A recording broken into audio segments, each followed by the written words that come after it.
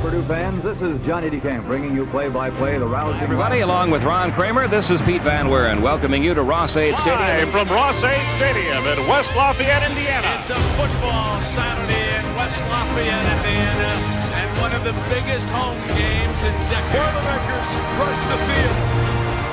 What a night at West Lafayette. Your Central Indiana Ford dealers are a proud sponsor of Purdue football and the Ross-Ade's Greatest Games podcast. Visit your local Central Indiana Ford dealer today. Welcome to the Ross-Ade's Greatest Games podcast. I'm Corey Palm with Tim Newton as we celebrate the home of the Boilermakers by going through, some of the greatest games in its 100-year history. A few notes before we get started. As always, this is not a comprehensive list. We can't quite get through all the great games in the weeks that we have. We're doing our best. Secondly, these will be presented. They are being presented chronologically, not as any sort of rank order. Although, Tim, I got to say, today's game, if we were ranking, this would be in everybody's top three. I think that. Today, plenty to talk about with this game. We're going all the way back to October 20th, 2018, and the Tyler Trent game.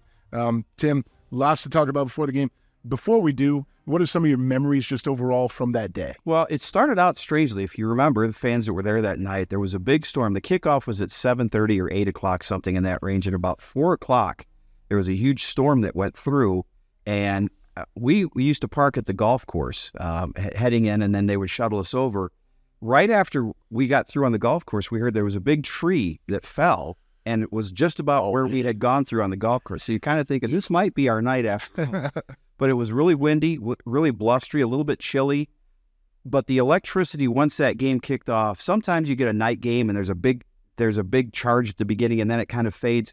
This one, from opening kickoff to final gun, there was a buzz and an electricity that you've rarely felt in the Ross-Ade. It was palpable, absolutely. And I've heard, the sort of the easy thing to say as well. It was written in the stars. It was everyone, that it was out of everyone's hands that the outcome was determined, and that may be true. But yeah, I agree with you on the energy. The weather is an interesting footnote looking back. My wife, incidentally, that night was at a concert up in South Bend that night, and it was snowing. So it was somewhere between here and South Bend was the front. But before we get to the game itself, the 2018 season did not start like season 2 of the Blough era. It did not start well. Purdue started the season 0-3. Had that opening game against Northwestern that people were all geared up about, and then an inexplicable loss to Eastern Michigan in the rain. Yep. And then a loss the next week, and you're sitting in 0-3 and wondering, after the 2017 season had people so excited, where is this going? And then all of a sudden things turned around, and still though, Ohio State came in a prohibitive favorite in this game, mostly because of their offense. Dwayne Haskins was having a terrific year, and they had as prolific an offense as Ohio State usually does. Yep. Talking to Jeff Brown before that game, he felt like Purdue could score. He felt like they could move the ball and score against Ohio State. The big question was, could they stop the Buckeyes? And we got a little bit of an answer early on in that game. Purdue got on the board first. David Blough, who is going to be our guest later on the show when David joins us for what we hope is going to be we know is going to be a great conversation. He hit Isaac Zico for a touchdown late in the first quarter. That capped a 98-yard scoring drive. Right. And the Buckeyes turned around and drove down the field, but got held to a field goal. The defense was in that sort of bend but don't break mode early and was able to make a stop. Well, that was the case all night long. Ohio State threw the ball 73 times in that game, and they were able to move the ball pretty well inside the 20s, but once they got down close to the goal line, the Purdue defense stiffened, and while the Boilermakers were scoring touchdowns, Ohio State was being held to field goals. Absolutely. 7-3 is where it was deep into the second quarter. Purdue with the ball and, hoping for some points before the half. They drive down. We are, late in the first half, 4th and 3, and one of the calls of the year from Coach Brom and his staff is they trot out Spencer Evans for what was not going to be a field goal attempt. No, and if you remember, just before that, if I remember correctly, Rondale had a rare thing for him. He had dropped a pass. Dropped a pass. That would have been a touchdown. Yes, he was going to. So he came off, was hanging his head, and if you bring the field goal unit on, you're thinking, well, this we're going to get some points, but it's really deflating. Yep. Joe Shopper, who was a great athlete, he needed 3. He got about 3.1, and he got hammered. He did. And the biggest concern we had was, did he hang out of the football? Because he got hit as hard as anybody did that night. I remember talking to him later that week or the next week, maybe it might have been after the game. I don't. You lowered your shoulder a little bit there, Joe. You were trying to punish somebody. You forgot that you're a punter here.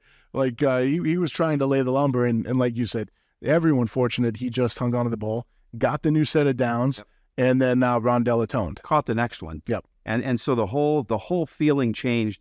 Purdue's up 14-3, and now the country is starting to notice, hey, the number 2 Buckeyes are in trouble too. Absolutely. Second half, Ohio State opened the second half with a field goal, made it 14. But I think the key there, a long drive to start, because you're thinking 14-3, Buckeyes are going to get the kickoff. If they go down and score, stop, then 10.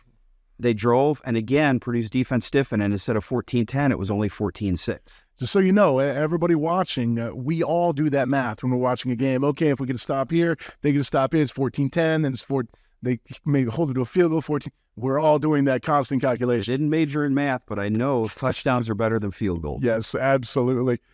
They didn't. They got 3, and then we got 6. Once again, DJ Knox busts a rushing touchdown, 21-6 Boilermakers.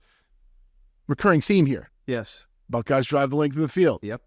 They've got 4th down. Yeah. And they get stopped. Yeah. Maybe the biggest play of the game, because, again, 21-6, they decide a field goal is not going to do them any good at that point. They go for the touchdown, and Purdue makes a break up at the goal line. And then all of a sudden, I think if you weren't believing before that, now you're starting to think, hey, this might just happen. Really starting to feel it. We go to the 4th quarter. Boilermakers up 21-6.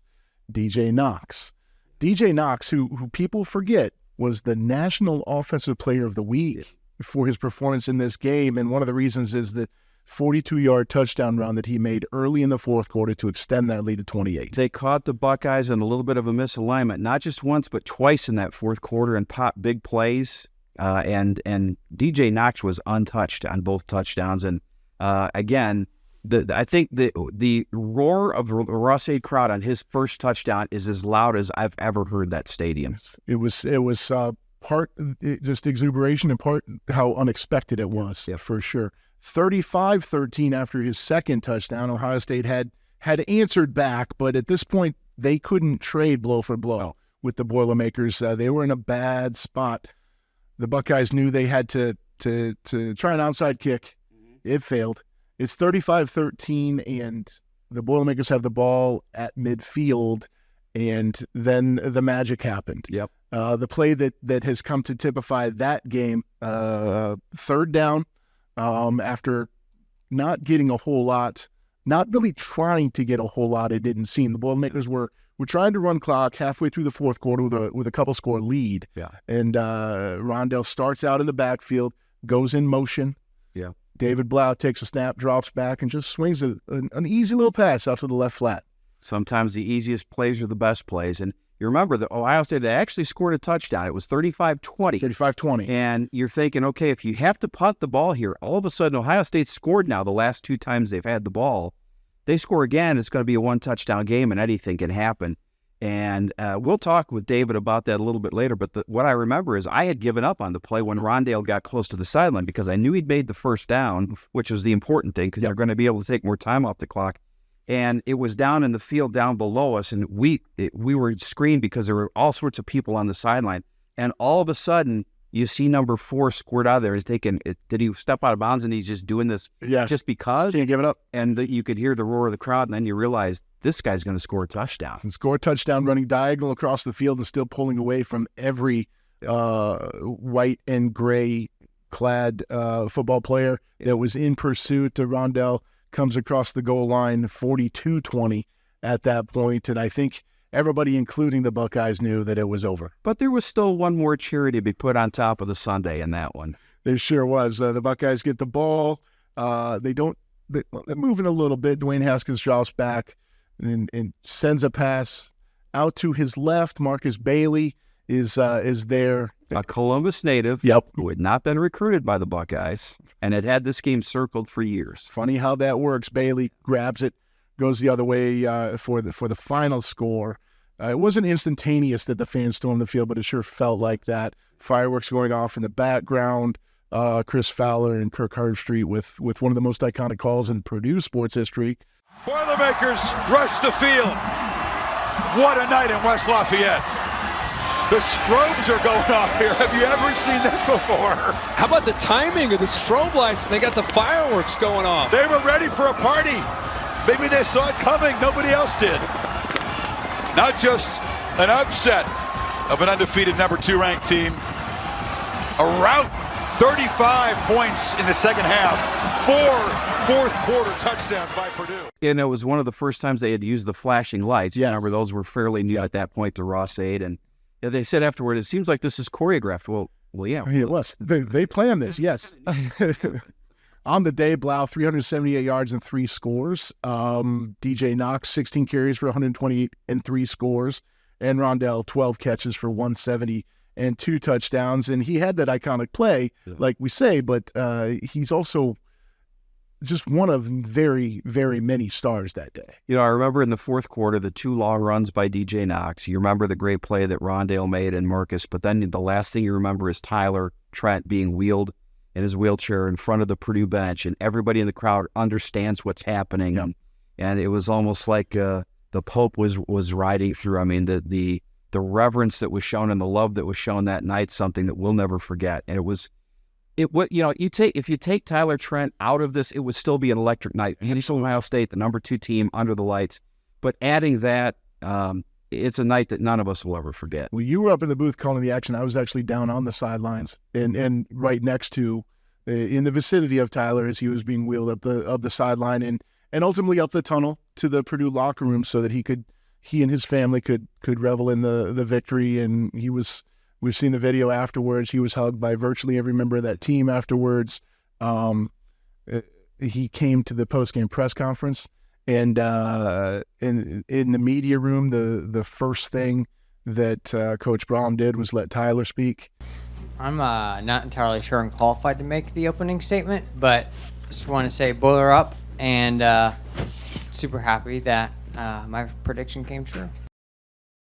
Before that even happened, Tyler shared a very private hug and some words with David Blough, and it was a magical night, to be sure. You know, there are nights when you do what we do and you don't want to leave, because once you leave the stadium, or I had that in 1999 when Purdue won the women's national championship. I didn't want to leave San Jose Arena because it was still this magical bond. You didn't want to leave the stadium. You wanted that feeling forever. And you saw the field being rushed and talking to Jeff after the game on the headset. It was just such an unbelievable night. And, you know, certainly the good feelings lasted, but it was almost like Field of Dreams. Once you walked out of the stadium, a little bit of the magic went with it. You just wanted that to last. I had the same thing in the Foster Farms Bowl the year before. Yep. And in the Music City Bowl when Purdue had the overtime win over Tennessee. You just don't want to leave. You don't want it to ever end. Yep. That feeling that you have of such a great feeling, and especially if it's a back and forth game in an electric atmosphere like this. It's why you do. It's why you love sports. It is. It is the reason that we love sports. It's the reason that we pack into a stadium on Saturdays in the fall, and basketball arenas all year round. It feels like to try and capture that moment. We're going to try and recapture some of that magic when we come back. We talk to David Blough right after this.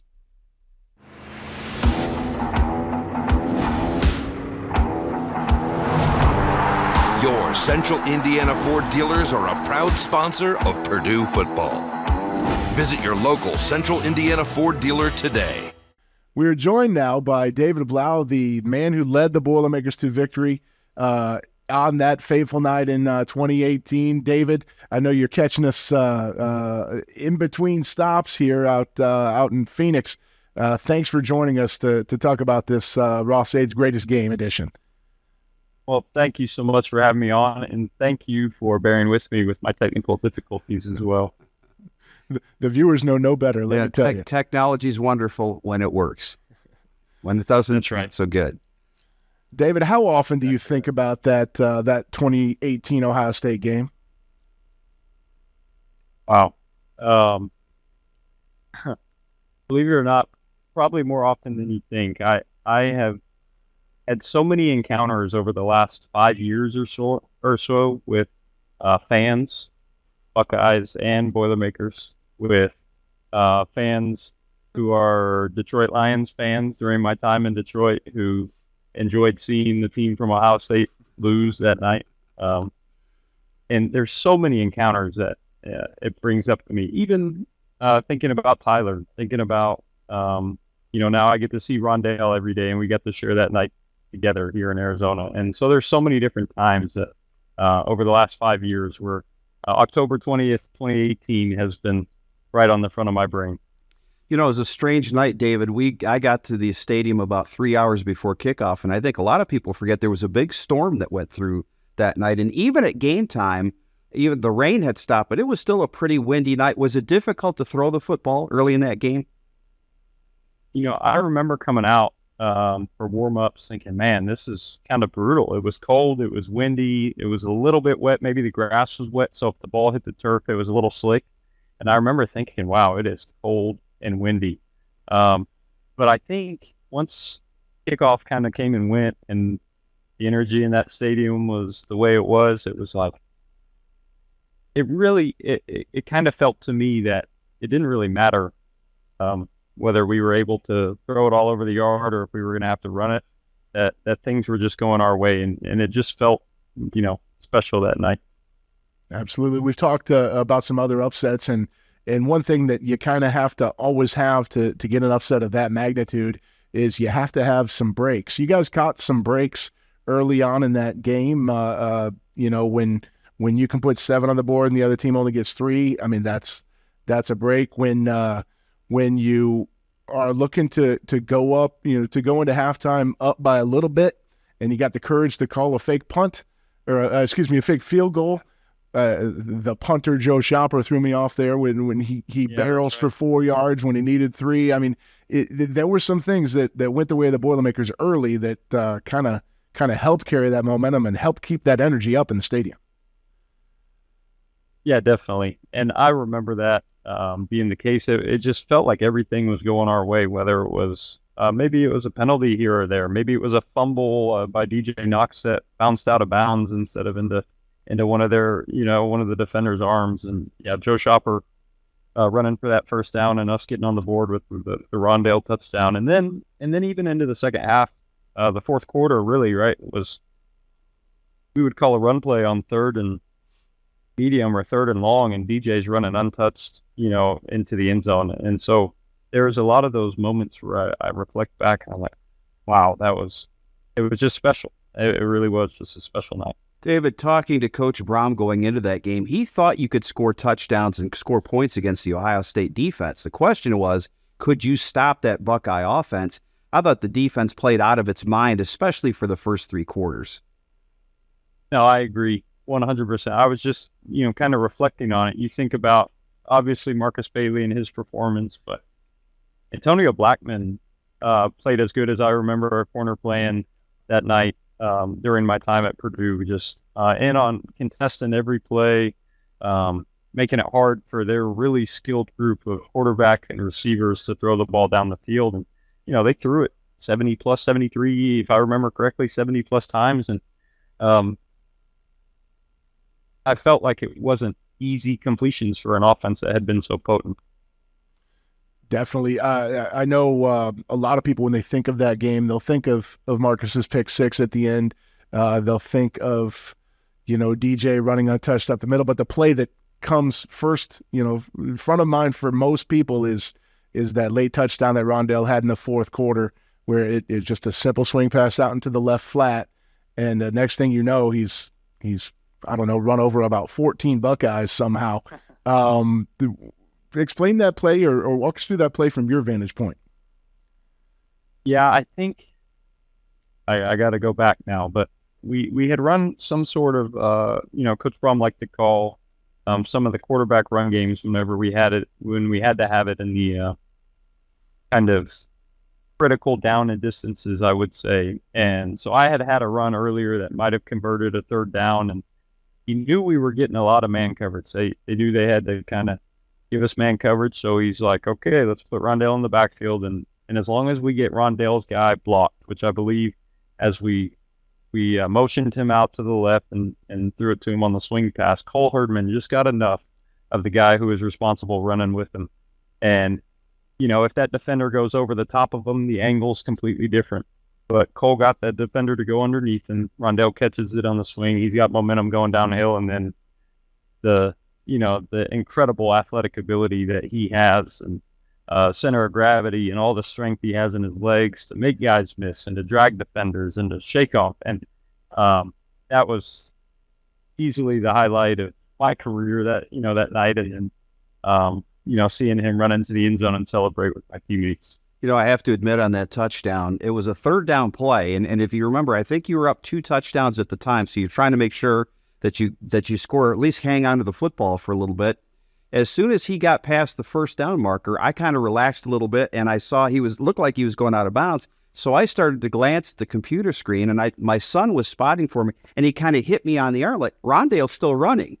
I was just as surprised as anybody else because we couldn't see him. He disappeared into the Ohio State defense, and then all of a sudden, there comes number 4 running into the end zone. Yeah, I think right. That's exactly probably when you hear Chris Fowler say, "He's still going." It's Moore in motion. They get it to him. Moore in space. A burst of speed. A first down for Purdue. He's still going. Moore cuts back. Touchdown. And it's that iconic clip for all of us. And I think it's that same feeling. It was like, wow, we got the first down. Here comes another 2 minutes off the clock, and then he did what only he can do. With the ball in his hand. That was kind of when it hit me. It was like, we got this. It's going to happen. There's no coming back from that. Yeah. Okay, so the final whistle blows. That field got overrun pretty quick by 60,000 people. In that melee, what were you doing? Were you celebrating? Were you trying to find someone? Were you trying to get to the locker room?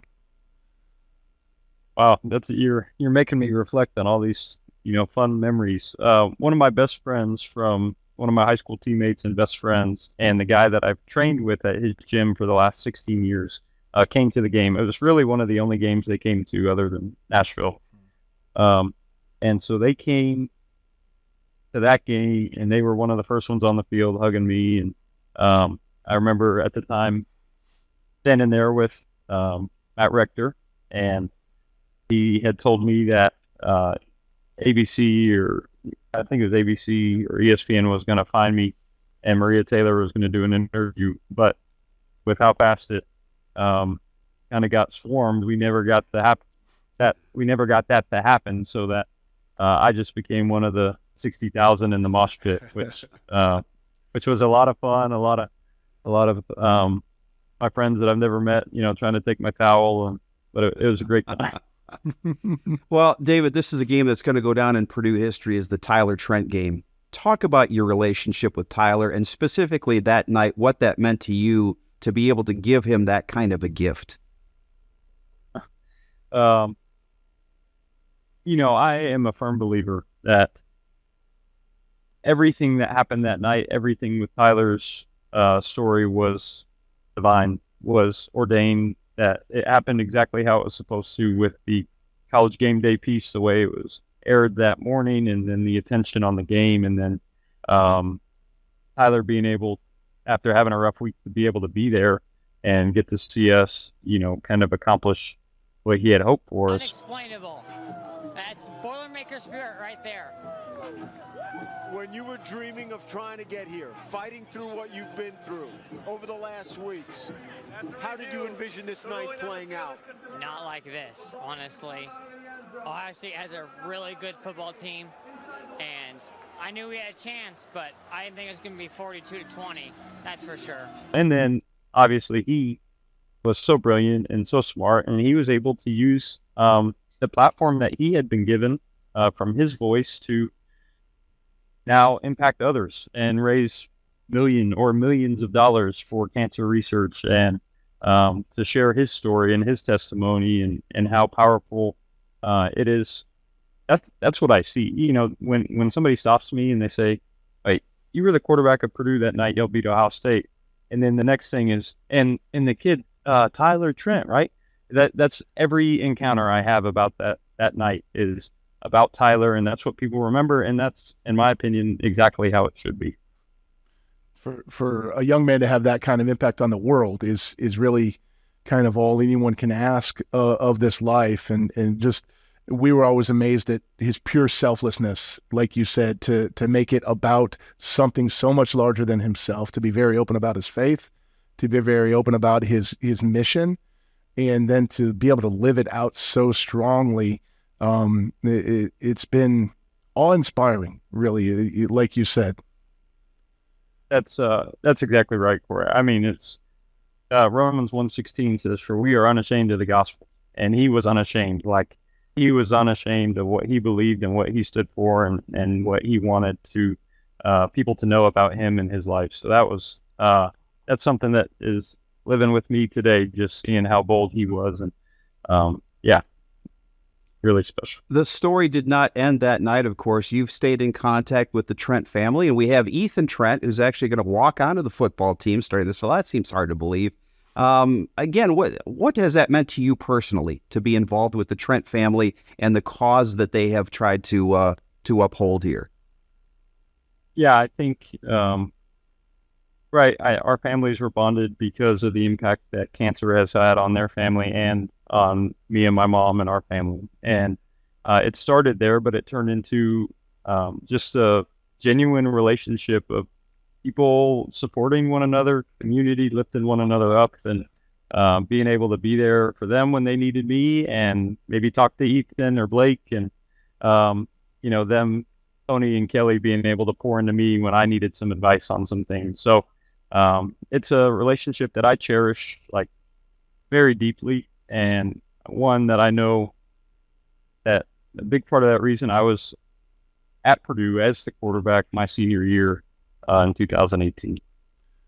Your journey at Purdue was an interesting one, from playing early and putting up some monster numbers to, fighting for playing time there for a bit. You had a pretty fantastic injury at one point that you had to come back from, and then to have, some of those moments of triumph your senior year, really seems to be the right way for that career to end up.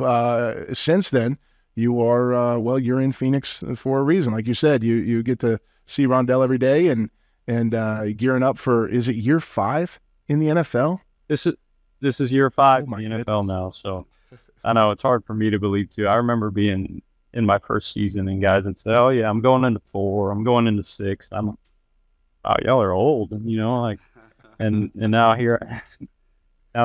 And not only football responsibilities, David, but family responsibilities. Tell us about that.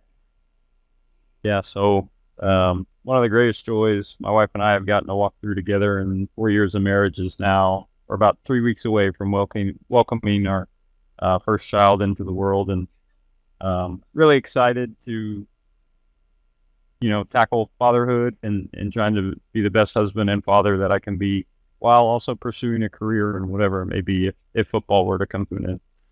Well, we know you might have a magic career. You've had a few moments on Hard Knocks over the years. You've got a little a dabbling in some TV. I know coaching's probably in your future as well, but you've certainly got some options to you, it seems.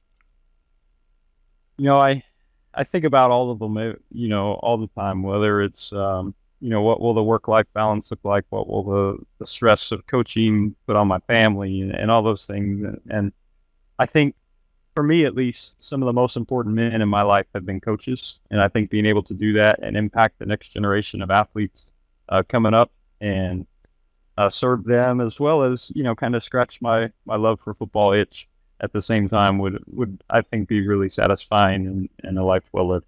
We've talked a little bit, David, about the legacy that Tyler Trent and his family have left. What's the legacy of David Blough?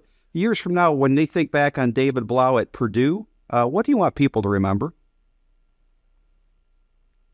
I hope they remember somebody who tried to do things the right way, who tried to lead as best we could, and put the team first, right? Like, that was always my first goal, was to hopefully leave Purdue a better place than it was when I got there. And I hope that is the case that somebody remembers. And then, I hope there's, 200 guys who I might have crossed paths with in that locker room that know that if they ever need anything, that they can call on me, and I will be there and drop anything.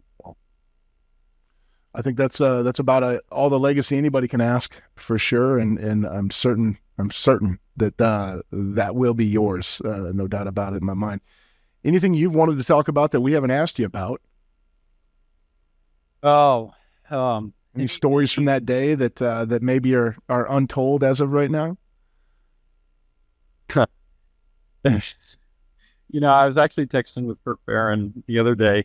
For some reason, it came up that I was just thinking there's a hilarious clip that has probably never been out there of us walking down the tunnel, DJ, Kirk, and I going out for center and quarterback exchanges, and Kirk slips and falls right on those railroad tracks coming down to the field. And I was like, I can't believe that nobody else saw this or like it wasn't on a fail, one of the fail lists, but that was something funny. No, I had an Ohio State guy come up to me in Phoenix the other day and say, he's like, I hate you. And I was like, wow, that's kind of, and he rolled up his sleeve. He showed me his Ohio State tattoo, and he said that night ruined that whole season for us. And not that that's, why it's fun for us, but that's always a fun story that I kind of get to live maybe once a month.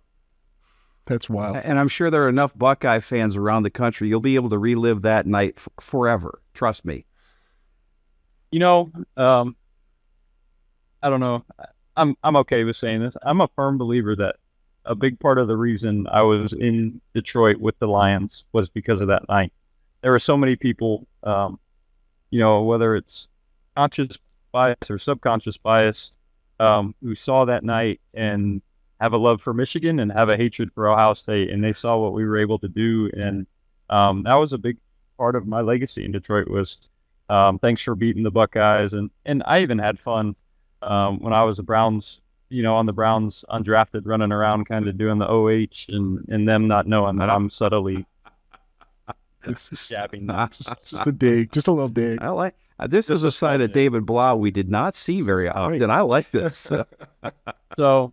Yeah, I've always been somewhat of the prankster. I feel like I've had to hide that side maybe a little bit more. All right. We better let you go because the last thing we want is an angry spouse that we made you miss your plane. So hey, thanks for the time, and again, what a great night that was to relive. And there were whatever 60,000. I think before history is done, there will be 500,000 people who were at that game that night, and whether they were there in person or not, they're going to have vivid memories of it. Thank you all so much for having me and letting me kind of reflect and relive that moment. And thanks for honoring that special night, and Tyler too. Thanks, David. Get your sleep now. All right. Thank you.